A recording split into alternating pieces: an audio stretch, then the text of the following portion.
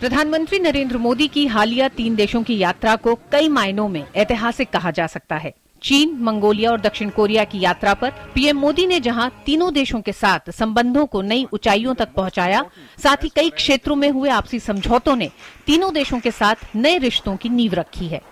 चीन के लिहाज से देखा जाए तो पीएम मोदी ने दोनों देशों के बीच तमाम ऐसे मुद्दों पर चीनी नजरिए में बदलाव लाने की अपील की, जिनकी वजह से आपसी रिश्तों में रुकावट बनी हुई थी। पीएम मोदी ने चीनी नेतृत्व से दोनों देशों के बीच सीमा विवाद पर राजनीतिक समाधान ढूंढने की अपील भी की। साथ ही दोनों देशों के बीच सैन्य अधिकारियों की वार्ताओं को बढ़ाने पर भी सहमति बनी है। इतना ही नहीं, दोनों देशों ने हॉटलाइन से संपर्क में रहने की व्यवस्था पर भी सहमति जताई है।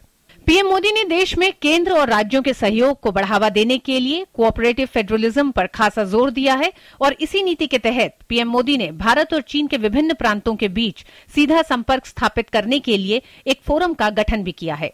दोनों देशों के बीच 24 समझौते भी हुए हैं, जिनके तहत शिक्षा, माइनिंग, स्पेस, ब्रॉडकास्टिंग, पर्यटन, भूकंप तकनीकी, स्किल डेवलपमेंट, सिस्टर स्टेट और सिस्टर सिटी जैसे क्षेत्रों में सहयोग बढ़ाया जाएगा। साथ ही दोनों देशों ने अपने यहाँ एक नए कॉन्सुलेट खोलने पर रजामंदी जाहिर की है।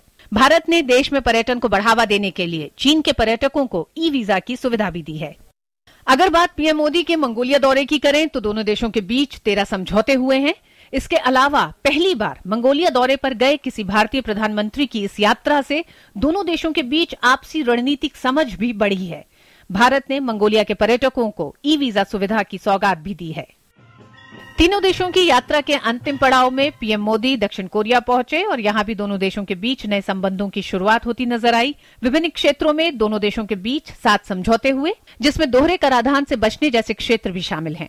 भारत ने कोरियाई निवेशकों को सहूलियत प्रदान करने के लिए भारत में कोरिया प्लस जैसी व्यवस्था लागू करने का ऐलान किया। कोरिया ने भी स्मार्ट सिटी, ऊर्जा, रेलवे, रक्षा समेत बुनियादी क्षेत्र के कई सेक्टरों में $10 अरब की वित्तीय मदद देने का ऐलान किया है।